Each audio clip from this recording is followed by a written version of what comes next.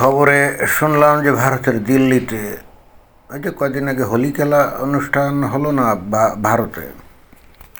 তো দিল্লিতে ওখানে একটা ছেলে হোলি খেলছিল। তো খেলতে খেলতে মনে হয় যে এখন ওখানে ওই হোলি খেলার যে বিষয়টা, সেখানে তো ওই রাস্তা দিয়ে যাকে পায় তার তার উপরে কিন্তু রং মারে। হোলি খেলার ইয়েটাই এরকম, মানে ওই দিনটা তাহলে কোনো বাদ বিচার করা হয় না। এখন ওখানে ছাব্বিশ ছাব্বিশ বছর বয়সের এক তরুণ সম্ভবত মজা করে কোনো নারীকে এরকম হোলির যে রং ছিটিয়ে দিয়েছিল। এখন ঘটনাচক্রে নারীটা ছিল মুসলমান, এরকমই খবর যেটা আর কি পাইলাম। ব্যাস, দিল্লিতে সেখানে এই মুসলমানরা জড়ো হয়ে, মানে সাথে সাথে জড়ো হয়ে নাকি কি জানি এরকম। মোদ্দা কথা হচ্ছে যে ওই অপরাধে ওই ছেলেটাকে একেবারে পিটায় মেরে ফেলছে। তো ভারতে তো মুসলমানরা সংখ্যালঘু, তাই না? তো তারপরেও কিন্তু দেখেন যে কী অবস্থা সেখানে। হিন্দুদের কী অবস্থা তারা করে যদি সময় সুযোগ পায় এবং বাগে পায়।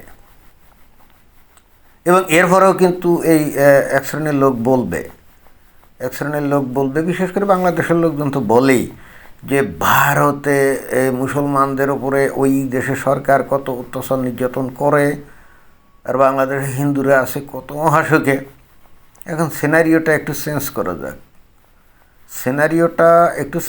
যাক। মনে করেন যে বাংলাদেশে মনে করেন যে ওই দুর্গা পূজা হচ্ছে অথবা কালী পূজা হচ্ছে অথবা মনে করেন যে হোলি খেলা হচ্ছে। সেখানে এসে কোনো মুসলমান যদি কোনো কিছু করে, মানে ইসলাম প্রচার করতে আসে বা অন্য কোনো কিছু করতে আসে, তাতে করে হিন্দুরা যদি ওই মুসলমান ছেলেটাকে যদি পিটিয়ে মেরে ফেলে, কোনো জায়গায় যদি এই ধরনের ঘটনা ঘটে, তাহলে বাংলাদেশে কি হবে? গোটা বাংলাদেশের সমস্ত জায়গায় হিন্দুদের ওপর মুসলমানরা কিন্তু ঝাঁপিয়ে পড়বে। এতে কিন্তু কোনো সন্দেহ নেই, একেবারে ঝাঁপিয়ে পড়বে।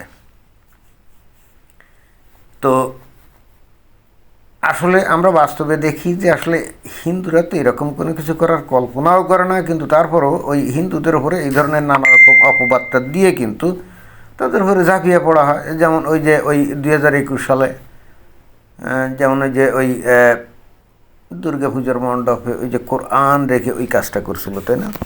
এবং আরও এছাড়াও বিভিন্ন সময় বিভিন্ন কত কিছুই তো করে। ঘটনাচক্রে এইবার কিন্তু ইলেকশনের সময়, মানে ইলেকশনের পরে কিন্তু হিন্দুদের উপরে কোনো ঝামেলা হয় নাই, কিন্তু অন্যান্য বছর আমরা এই ইলেকশনের পরে হিন্দুদের উপরে ঝাঁপিয়ে পড়তে দেখি। তো যেখানে বাংলাদেশের হিন্দুরা থাকে আসলে প্রচণ্ড রকম সতর্ক সাবধানে থাকে। আজকেই তো দেখলাম খবরে ওই এই রমজান মাসে কোনো এক মহিলা, হিন্দু মহিলা, এই ইফতারের মনে হয় 10 মিনিট না 15 মিনিট আগে কী জন্য জানি কবরখানার ওখানে গেছে বা ওই ধরনের আশেপাশে গেছে। তো তাকে নাকি মুমিন মুসলমানরা পিটিয়ে মেরে ফেলছে। আমার বক্তব্য হলো যে এই ভারতে সংখ্যালঘু হওয়া সত্ত্বেও তারা কিভাবে এই যে হিন্দু যুবককে মেরে ফেলার সাহস পায়, এই দুরন্ত সাহসগুলো তারা কিভাবে পায়? বাংলাদেশে হিন্দুরা কি কোনো এরকম কোনো ঘটনা ঘটিয়ে একজন মুসলমানকে, যদি সেই মুসলমানটা অন্যায় করেও থাকে, তাহলে কি তার কেশাগ্র টাচ করার সাহস পায়? তারপরেও বলবে যে ভারতে নাকি মুসলমানরা খুবই খারাপ অবস্থার মধ্যে আছে। আচ্ছা বলুন তো, যে 1947 সালের পর, বিশেষ করে ধরেন যে 1965 সালের যখন যে ভারত পাকিস্তান যুদ্ধ হয়েছিল, তখনও কিছু মুসলমান ভারত থেকে বাংলাদেশে আসছিল, আর বাংলাদেশের থেকে তো বহু হিন্দু ভারতে গেছিল। এবং অতঃপর এখনও পর্যন্ত প্রত্যেক বছর বাংলাদেশ থেকে লক্ষ লক্ষ হিন্দু নানা কায়দায়, নানাভাবে, নানা অজুহাতে ঠিকই ভারতে চলে যাচ্ছে। বাট ওই 65 সালের পরে, আমি যদি 71 সালের স্বাধীনতার যুদ্ধের সময়কালীন কথাও বলি, এর পরে এই ভারত থেকে একটা মুসলমান কি বাংলাদেশে আসছে? ভারতে যদি মুসলমানরা সত্যি এত খারাপ অবস্থায় থাকবে, তাহলে তাদের তো বিপুল পরিমাণে বাংলাদেশে অথবা পাকিস্তানে চলে যাওয়ার কথা, তাই না? না, কই তা তো যায়নি। বরং দেখা যায় যে আগে এই ভারতে মুসলমানদের সংখ্যা যা ছিল, মানে পার্সেন্টেজ, যেখানে হয়তো ছিল 9-10%, সেটা বেড়ে এখন 15-16 বা আরও নাকি বেশি হয়ে গেছে, আমি ঠিক জানি না। কিন্তু বাংলাদেশে কী হয়েছে বা পাকিস্তানে কী হয়েছে, যেখানে পাকিস্তানে 5-6% হিন্দু ছিল, সেটা কমতে কমতে এখন 1%-এরও কম। বাংলাদেশে স্বাধীনতা যুদ্ধের সময় 71 সালেও প্রায় 20-21% হিন্দু ছিল, সেটা কমে এখন 8-9%-এ নেমে আসছে, তাই না? তো এখন এরা কি মনের সুখে বাংলাদেশ ত্যাগ করে চলে গেছে, নাকি এমন ব্যবস্থা নেওয়া হয়েছে যাতে করে বাংলাদেশে হিন্দুদের বসবাস করাটা অনেকটাই কঠিন হয়ে গেছে? এবং তার মধ্যে অন্যতম, এ বিষয়ে আমি অনেক ভিডিও করেছি মাঝে মাঝে, ওই যে শত্রু সম্পত্তি আইন, যেটা নাকি অর্পিত সম্পত্তি আইন। নানা কায়দায় নানাভাবে হিন্দুদের সম্পত্তি হয়ে গেছে কি শত্রু সম্পত্তি, অর্থাৎ হিন্দুরা শত্রু, যেটা নাকি পাকিস্তানের আইন। এটা কিন্তু স্বাধীন বাংলাদেশ হওয়ার পর আইনটা কিন্তু পাল্টায় নাই, এটার নাম পাল্টে হয়ে গেছে অর্পিত। অর্থাৎ বাংলাদেশের থেকে কোনো হিন্দু পৃথিবীর যে কোনো দেশে যাক, তবে বাংলাদেশের সরকার সেটাকে ধরে নেবে সে ভারতে গেছে, বুঝছেন? তো ওইরকম যদি যায় তো তার যে সম্পদ এটা সরকার ক্রোক করে নেবে, এই কারণে যে ওই লোক যে চলে গেল সে সরকারের কাছে জমি দিয়ে গেল, এই জন্য বলা হচ্ছে অর্পিত। পাকিস্তান আমলে ছিল শত্রু সম্পত্তি, অর্থাৎ পাকিস্তান আমলে হিন্দুকে শত্রু হিসাবে গণ্য করা হতো, এবং সেই হেতু পাকিস্তান আমলে হিন্দুরা যদি পাকিস্তান ছেড়ে চলে যেত তাহলে শত্রুর সম্পত্তি দখল করতো সরকার। বলেন তো, এই এখনও এই স্বাধীনতার প্রায় 54-55 বছর পার হয়ে গেছে, রাইট? এই অর্পিত সম্পত্তি আইন কিন্তু বাতিল না। পৃথিবীর কোনো দেশে কোনো নির্দিষ্ট ধর্মীয় গোষ্ঠীর ব্যাপারে এই ধরনের ভয়ঙ্কর রেসিস্ট আইন আছে কোথাও, যে একটা নির্দিষ্ট ধর্মের লোক তাদেরকে শত্রু হিসেবে চিহ্নিত করা হয়? এরপরেও বাংলাদেশে আছে নাকি হিন্দুরা মহাসুখে মহাসুখে। এই যে এই নরেন্দ্র মোদীর ব্যাপারে কি বলে বাংলাদেশের লোকজন, বলে যে কসাই মোদি, তাই না? কিসের ভিত্তিতে বলে কসাই মোদি? গুজরাটে দাঙ্গা হয়েছিল 2002 সালে। তো দাঙ্গাটা কারা তৈরি করছিল? প্রথমে ওই যে ওই যারা নাকি ওই যে ইয়েতে গেছিল, যারা নাকি ওই মানে ওই যে ভ্রমণে যায় না, ওরা বিভিন্ন যে ধর্মীয় অনুষ্ঠানে যায়, তারপরে ওই তো কি ধরা ট্রেন না কি জানি, তো ওই রকম একটা ট্রেন এরকম গুজরাটের কোন একটা স্টেশনে আসছিল। তো তখন ওই ট্রেনে আগুন লাগাই দিয়েছিল মুসলমানরা।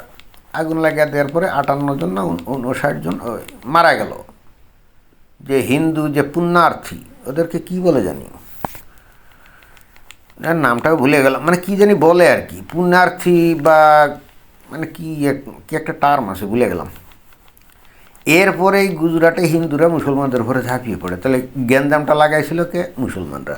চিন্তা করে দেখছেন যে ভারতের বুকে তারা একটা ট্রেনকে আগুন জ্বালিয়ে 58 জনকে পুড়িয়ে মারে, এত বড় দুঃসাহস কিন্তু তারা দেখায়।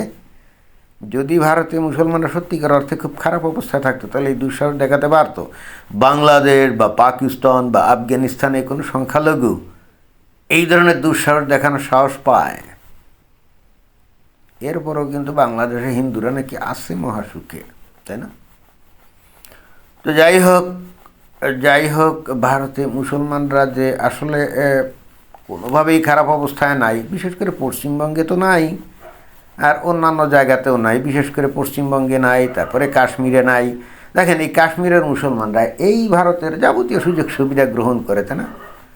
করার পরে সেখানে তারা ডাক্তার হয়, ইঞ্জিনিয়ার হয়, অথচ এই ভারতকে ধ্বংস করার জন্য তারা সন্ত্রাসী কর্মকাণ্ডে লিপ্ত হয়, তাই না?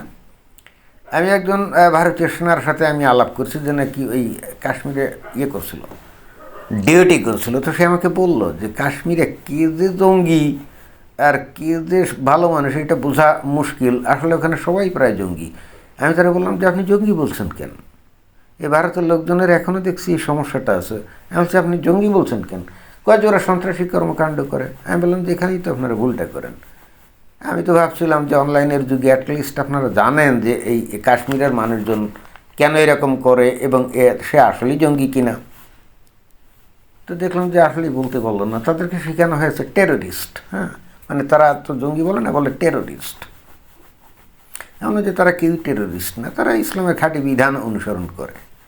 ইসলামে এরকম বিধিবিধান আছে যে এই অমুসলিমদের বিরুদ্ধে জিহাদ করতে হবে, আর যেখানে নাকি সংখ্যা গরিষ্ঠ মুসলমান থাকবে সেখানে তো অবশ্যই অমুসলিমদের শাসন চলবে না।